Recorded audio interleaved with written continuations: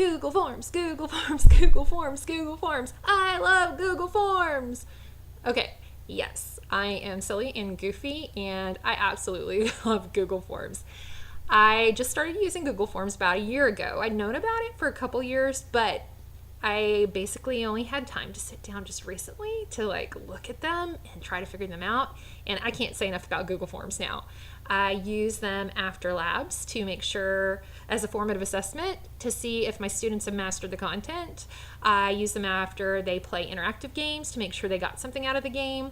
I use them after we watch video clips at the beginning of the class period to see if they know what we're talking about. I use them as quizzes in my class so that it can grade it for me automatically, so I know exactly where my students are at. So I'm all about the Google Forms. So let's get started. Let's learn about Google Forms, and I'm going to take you through how to make one and how you would use one in your classroom. Okay, let's get started. All right, let's learn about Google Forms. I love this formative assessment tool. You can do so many different kinds of checking for understanding by using this tool. Like if the kids did a lab, you can instantaneously find out whether or not they know the information by whether they can answer a couple questions. Or when they watched a video, did they understand anything from what they were watching?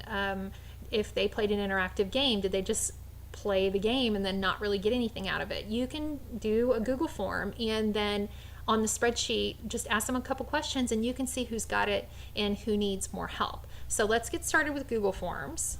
So all you would do is type in Google Forms, pull up Google Forms, click on the plus sign to make an untitled form.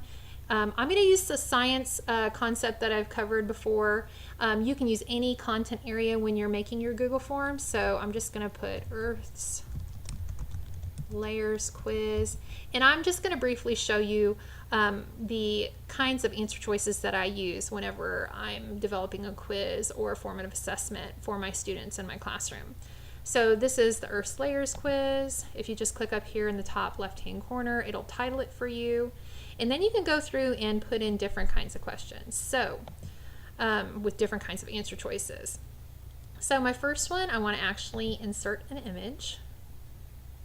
I have that saved on my Google Drive.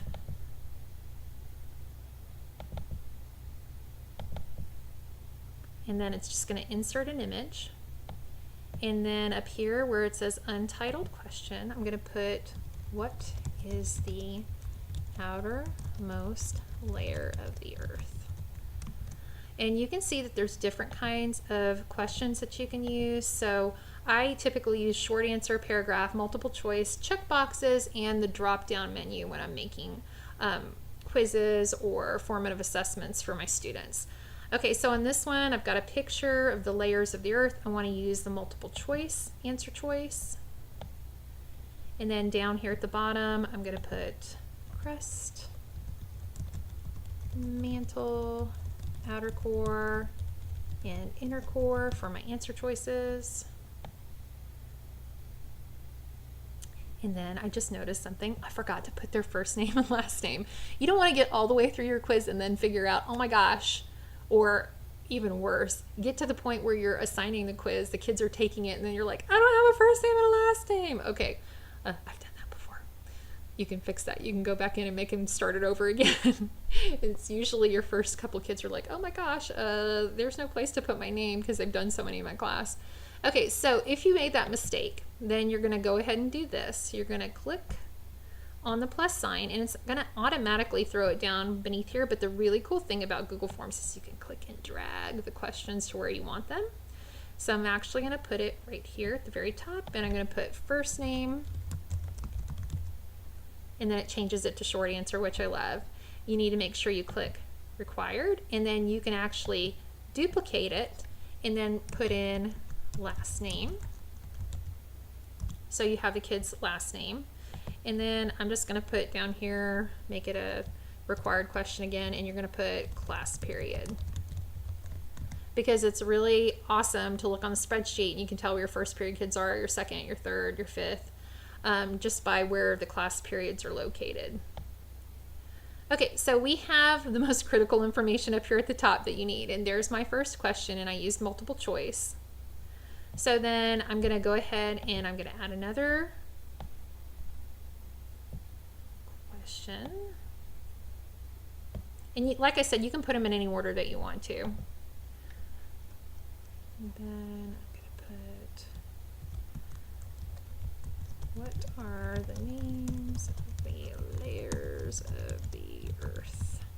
Okay, so for this one, I'm going to show you how to use your checkboxes. So you put in crust, mantle, outer core, inner core, and you've got all your answers on there. And you always want to make sure that you click required or the kids don't have to do the question. Okay, so then we're going to go ahead and insert a video, which I absolutely love. And when you hit search, it's going to bring up the video that you have. And I always like for my video to be above my question. So I'm going to give them directions, watch the video, and then answer the question. And in a second, I'll show you the preview button and it'll show you what it looks like. So oops. The question part of it. So, which layer do we live on? And then for this one, I want to go ahead and use the drop-down menu. Do crust, mantle, outer core, inner core. And then like I said, I'll show you how to assign points, make it a quiz here in a second. Okay, so far we've got 1, 2, 3, 4 questions. We want to add one more question.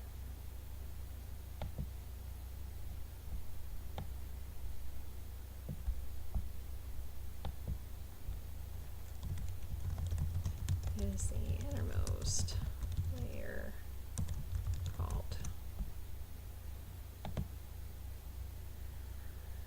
Okay, so short answer you've seen. Paragraph, you could just do something that's a little bit longer. We've done multiple choice, check boxes, drop down menu. I think I'll just do another multiple choice on here. So crust, mantle, outer core, inner core. And one thing I just want you to realize is don't be afraid of technology because this stuff is so incredibly easy to use as long as you have somebody to show you how to use it. Let's look at the settings. Okay, so let's just take a look really fast at the preview, what it's going to look like to your students when they take it. And I love going to the preview because you can actually take it and then see how, if everything's working, if it's assigning the correct number of points. So this is what it looks like right now. So here's my check boxes. Here's my drop down menu. Okay, after they watch the video, then they can answer this. What's the innermost layer of the what's the innermost layer called? They would click on that. And then what is the outermost layer of the earth? There's another multiple choice. So that gives you an idea of different kinds of questions that they can use. So I'm going to go back, and you actually, whenever you have this quiz made, the kids can take it over and over and over again unless you set certain settings. Okay, so let's go to settings up here at the top, where we're going to limit the students to one response, because if I want to take it for a grade, I don't want them to take it over and over and over again. I mean, you can do that, but most of the time I just want them to do it once if I'm taking it as a quiz grade. Okay, so I'm limiting it to one response. I'm going to go to quizzes. I'm going to make this into a quiz. I want them to know their grade automatically after they take it, the missed questions, correct answers, and then the point values. So I'm going to hit save. And then I'm going to go back here and I'm going to show you how to make an answer key. So you would just click on answer key. And since there's only 4 questions on here, you just have to do the math and figure out how much the questions would be worth. And this one's worth 25 points because there's only 4. And then what are the names of the layers of the earth? Crust, mantle, outer core, inner core. Watch the video. So they can actually play the video, and we'll go back and I'll show you how to do that when I take the quiz and show you the data portion of this. But which layer do we live on? Okay, so you need to click on, have them click on this. We're going to click on this question, hit the answer key, and then they would select crust. So that's what I'm going to put on the answer choice, and then I'm going to put that it's 25 points.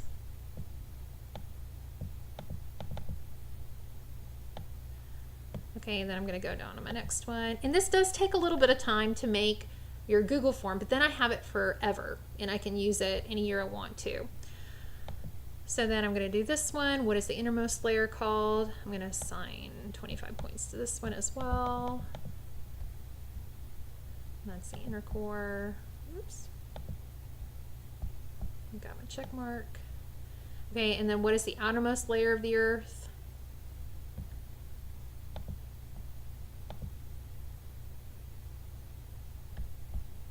You're going to assign your points.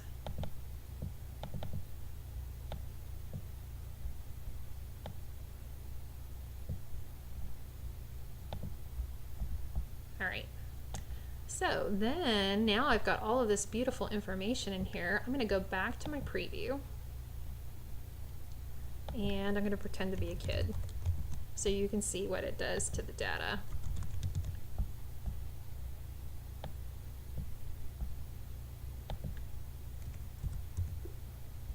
Okay, what are the names of the layers of the earth? Crust, mantle, outer core, inner core. Here's a cool little video. Layers of the earth. Layers of the earth. Put your hands up for layers of the video. Also as well, if they've already got the answer. I do have videos, then I have headphones that my kids can use. If I've got it embedded into the Google form so they can listen to different things. What's the innermost layer called? Inner core. Okay, and then the one with the picture on here, what is the outermost layer called? Outer core. And then submit. And then the kids can automatically see how they did. And then I noticed that I got one of my answers wrong. Which layer do we live on? The crust. What is the outermost layer? Whoopsies. I should have put the crust. Okay, so you can automatically see which ones the students have gotten wrong, which ones they've gotten right. They have immediate feedback, which if you're doing quizzes and stuff and you're doing it on paper, then it takes forever to grade them and then get them back to them. Or you're having to do this stuff at home, which takes tons of time, and you don't want to do that. I don't want to do that. Okay, so then what you can do is you can go back to your quiz, and then you can go to your responses. And then you can click right here on this little green button, and then you can create a spreadsheet. And then when you do this with your students, every single kid is going to pop up there, and you're going to have the class period, you're going to have their answers, and then you'll automatically be able to see which kids are missing the content, because you'll see that their answers don't match up with everybody else's in the classroom, so you can pull them up for a small group. So I hope that this has helped you out going through and talking through this how to use Google Forms process. One other little tool that you can use is when you're in the preview window, how do you assign it? Which was one thing that I didn't know how to do. So when you go to the preview window, before you even take the quiz, let me go back and do this really fast. I'm not going to limit it to one response just so that I can show you this. So if you go to the preview window, then here's my quiz again. If you wanted them to go back, you can change it while the kids are using the form, actually. If you wanted them to be able to do it again, like if everybody's bombing it and then you just want them to take it over and over again so that you can see them increase in their score and that they're actually doing better after you have a class discussion, then you can go and do what I just did. You can take this link, hit copy, and then you take this link and then you paste it to your Google Classroom, and then the kids can just start taking the form from there, and it's super easy to use. So I hope that this has helped you out a lot. I hope you've learned a lot about Google Forms, and I hope you use it in your classroom. So have a great time using Google Forms.